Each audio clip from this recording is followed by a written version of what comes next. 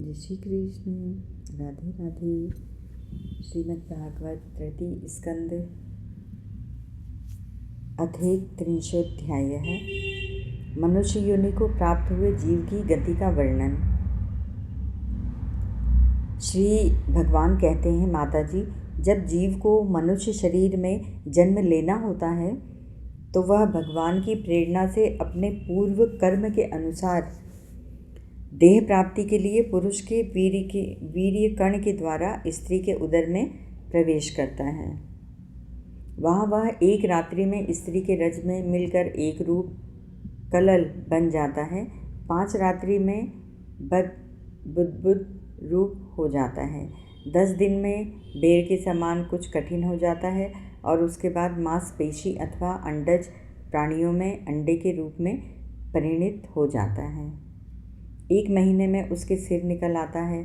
2 महीने में हाथ पांव आदि अंगों का विभाग हो जाता है और 3 मास में नख रोम अस्थि चर्म स्त्री पुरुष के चिन्ह तथा अन्य छिद्र उत्पन्न हो जाते हैं। 4 मास में उसमें मांस आदि 7 धातुएं पैदा हो जाती हैं। 5वें महीने में भूख प्यास लगने लगती है और 6ठे मास में झिल्ली से लिपट कर वह दाहिनी कोख में घूमने लगता है। उस समय माता के खाए हुए अन्न जल आदि से उसकी सब धातुएं पुष्ट हो जाती हैं और वह कृमि आदि जंतुओं के उत्पत्ति स्थान उस जघन्य मल मूत्र के गड्ढे में पड़ा रहता है। वह सुकुमार तो होता ही है, इसलिए जब वहाँ के भूखे कीड़े उसके अंग प्रत्यंग नोचते हैं तब अत्यंत क्लेश के कारण वह क्षण क्षण में अचेत हो जाता है। माता के खाए हुए कड़वे तीखे गरम नमकीन रूखे और खट्टे आदि उग्र पदार्थों का स्पर्श होने से उसके सारे शरीर में पीड़ा होने लगती है। वह जीव माता के गर्भाशय में झिल्ली से लिपटा और आंतों से घिरा रहता है। उसका सिर पेट की ओर तथा पीठ और गर्दन कुंडलाकार मुड़े रहते हैं। वह पिंजड़े में बंद पक्षी के समान पराधीन एवं अंगों को हिलाने डुलाने में भी असमर्थ रहता है। इसी समय अदृष्ट की प्रेरणा से उसे स्मरण शक्ति प्राप्त होती है। तब अपने सैकड़ों जन्मों के कर्म याद आ जाते हैं और वह बेचैन हो जाता है तथा उसका दम घुटने लगता है। ऐसी अवस्था में उसे क्या शांति मिल सकती है। 7वां महीना आरंभ होने पर उसमें ज्ञान शक्ति का भी उन्मेष हो जाता है, परंतु प्रसूति वायु से चलायमान रहने के कारण वह उसी उदर में उत्पन्न हुए विष्ठा के कीड़े के समान एक स्थान पर नहीं रह सकता।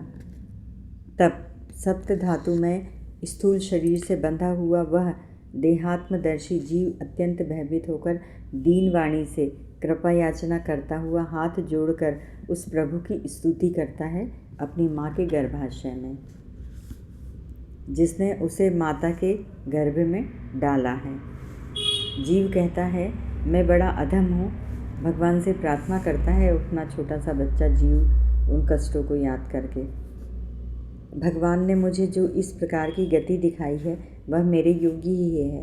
वे अपनी शरण में आए हुए इस नश्वर जगत की रक्षा के लिए ही अनेक प्रकार के रूप धारण करते हैं। अतः मैं भी भूतल पर विचरण करने वाले उन्हीं के निर्भय चरणारविंदों की शरण लेता हूँ।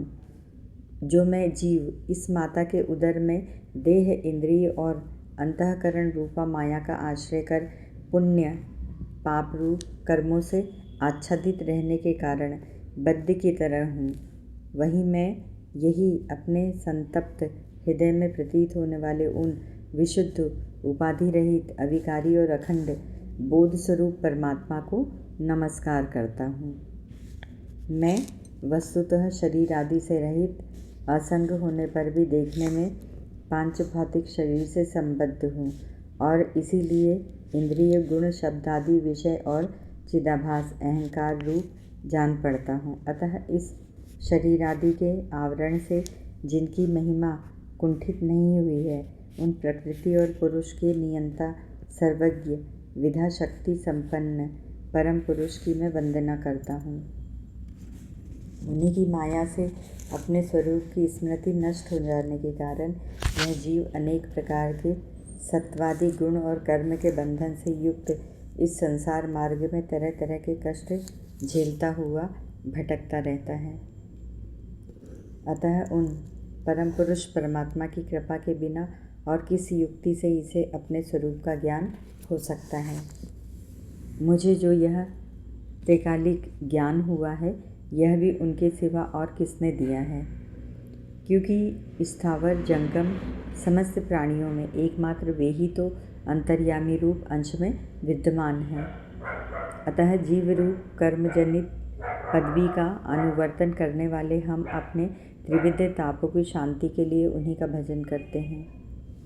भगवान, यह देहधारी जीव दूसरी माता के देह के उदर के भीतर मलमूत्र और रुधिर के कुएं में गिरा हुआ है।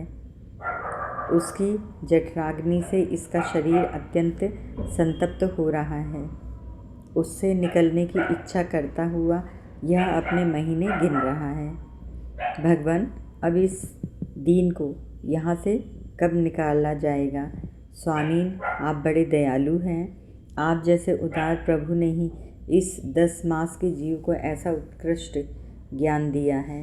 दीनबंधु, इस अपने किए हुए उपकार से ही आप प्रसन्न हो जाइए, क्योंकि आपको हाथ जोड़ने के सिवा आपके उस उपकार का बदला तो कोई दे भी क्या सकता है।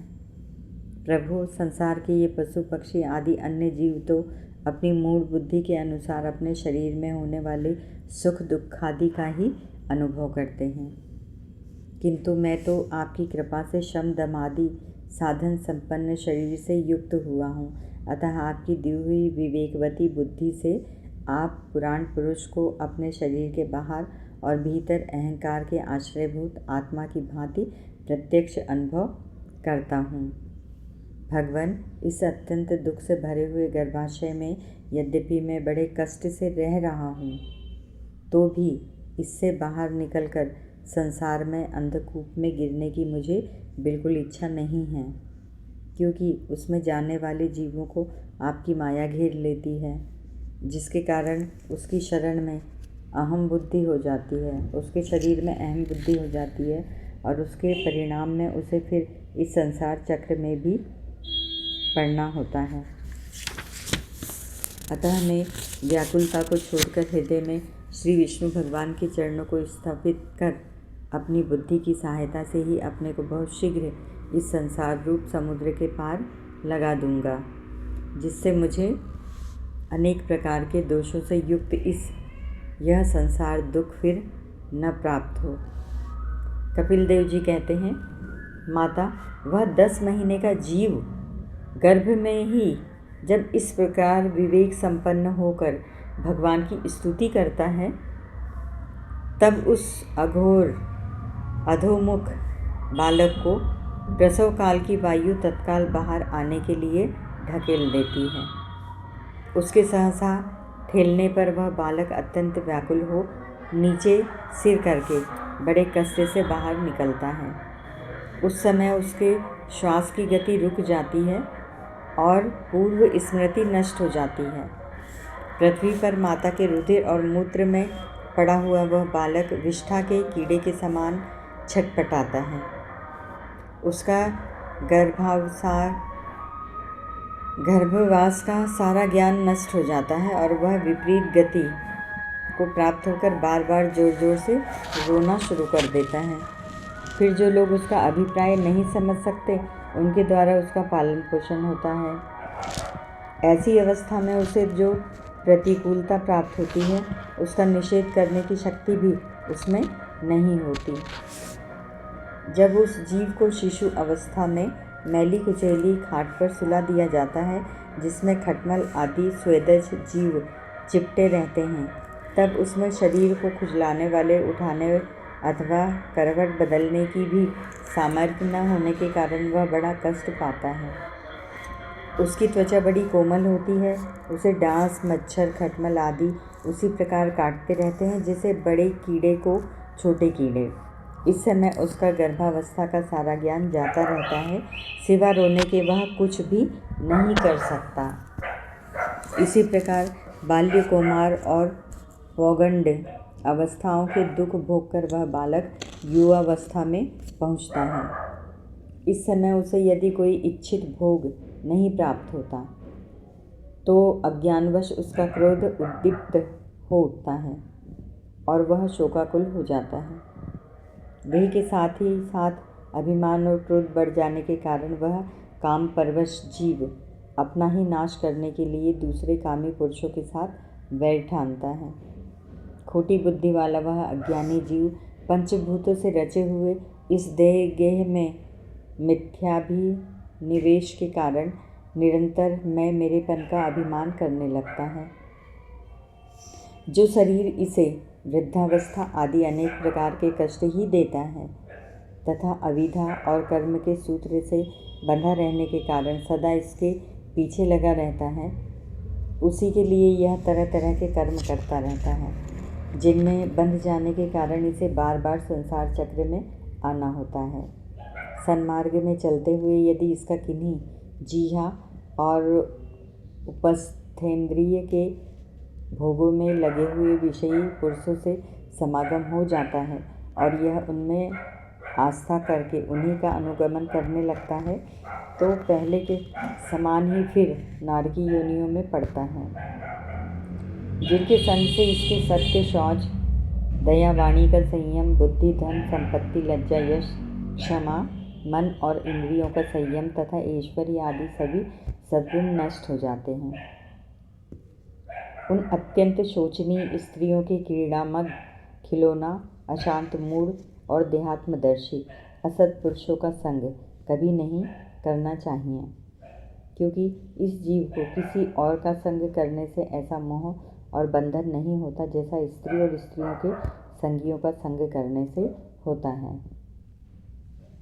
एक बार अपनी पुत्री सरस्वती को देखकर ब्रह्मा जी भी उसके रूप लावण्य से मोहित हो गए थे और उसके मृगी रूप होकर भागने पर उसके पीछे निर्लज्जतापूर्वक मृग रूप होकर दौड़ने लगे। उन्हें ब्रह्मा जी ने मरीचि आदि प्रजापतियों की तथा मरीचि आदि के कश्यपादि के ने देव, मनुष्यादि प्राणियों की सृष्टि की।